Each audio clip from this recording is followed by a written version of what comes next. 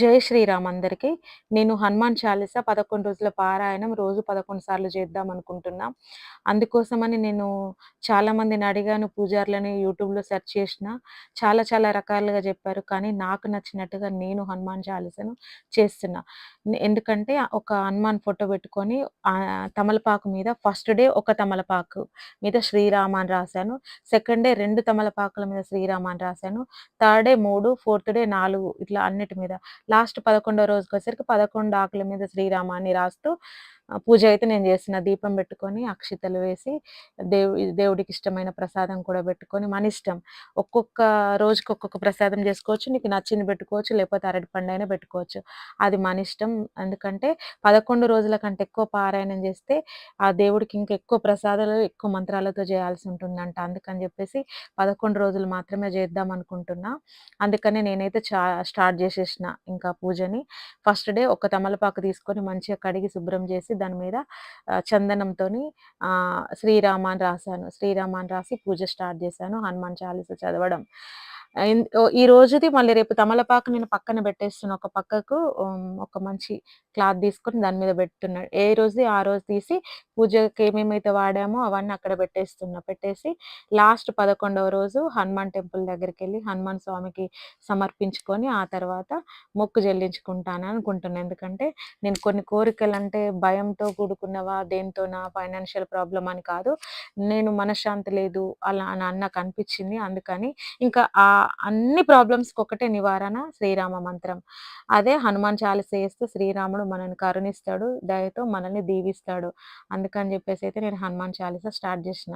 చిన్నగా పెద్ద బుక్ ఏం తీసుకురాలేదు. హనుమాన్ చాలీస చిన్న బుక్ దొరుకుతది. దాంట్లో తెలుగులోనే రాసుంటది మంచిగా. మంత్రాలు చదవడానికి రాకపోయినా రోజు రోజు ప్రాక్టీస్ చేస్తే అయితే వస్తది. ఫస్ట్ డే అయితే రాదు. నాకైతే ఇంకా నోటెడ్ అవ్వలేదు. నేను ప్రతిరోజు చూసుకుంటూనే నేను హనుమాన్ చాలీస చదువుతున్నా. ఇంకొక ముఖ్య విషయం ఏంటంటే, మనం ఈరోజు ఏ టైంకి స్టార్ట్ చేసినామో హనుమాన్ చాలీస ప్రతిరోజు అదే టైంకు చదివేలాగా చూసుకోవాలి. టైం అటు ఇటు చేసుకోవద్దు. ఎందుకంటే మనము ఒక నిష్టతో చేస్తున్నాం కాబట్టి ఆ టైంనైతే మనం మిస్ అవ్వకుండా చూసుకోవాలి. ఒకవేళ లేవడం ఇబ్బందైనా అలవాటు చేసుకోండి. నేనైతే బ్రహ్మ ముహూర్తంలో లేసి పూజా కార్యక్రమాలన్నీ స్టార్ట్ చేసుకొని హనుమాన్ చాలీస అయితే నేను చేసేస్తాను. నాకు హనుమాన్ అన్నా, దేవుడికి పూజ చేయాలన్నా, ముఖ్యంగా శివుడికి అభిషేకాలు, అర్చనలు ఏం చేయాలన్నా నాకు పంచప్రాణం. నేనెప్పుడైనా డివైన్ కనెక్ట్ అవ్వాలని అనుకుంటా. అందుకని చెప్పేసైతే నేనేదో ఒక పూజ అయితే నేను పెట్టుకుంటా ఇంట్లో. నాకైతే హనుమాన్ చాలీస చేయడం వల్ల ఫస్ట్ డే కూడా నాకు మంచి సంతోషం వచ్చింది. ఈ రోజుకు నాది 7వ రోజు. నిజంగా హనుమాన్ మనకి స్వప్న రూపంలో గాని, నిజ రూప దర్శనం ఖచ్చితంగా జరుగుతది. నాకైతే స్వప్న దర్శనాలైతే అయ్యాయి. ఒక్కొక్కరికి ఒక్కొక్క అనుభవం జరుగుతది. నాకైతే ఆంజనేయ స్వామి స్వప్న దర్శనం జరిగింది. నాకు చాలా మనశ్శాంతి కూడా అనిపిచ్చింది. మనసంతా రిలాక్స్ అనిపిచ్చింది. ఎప్పుడైనా సరే నేను ఏదో ఒకటి ఆలోచిస్తూ మనసు నిండా దిగాలుగా పైకి ఎంత నవ్వుకుంటూ నటించినా లోపల ఏదో ఒక బాధ ఉంటూనే ఉంటది. ఇప్పుడు నాకు ఆ బాధ కూడా లేదు. ఎందుకంటే నా ఆంజనేయ స్వామి ఎప్పుడు నా పక్కనే ఉంటాడని నమ్మకం. మా కొండగట్టు ఆంజనేయ స్వామి అంటే ఇంకా అందరికి చాలా భక్తి. కోరిన కోరికలిచ్చే కొంగు బంగారం అంటారు మా కొండగట్టు ఆంజనేయులు. ఒక్కసారి మీరు కొండగట్టుకు వెళ్ళి చూడండి. మీకు ఎన్ని మిరాకిల్స్ జరగాలో అన్ని మిరాకిల్స్ జరుగుతాయి. నేనైతే నిష్టగా, నియతితో, భక్తితో శ్రీరామ మంత్రాన్నయితే ముందు జపించేశాను.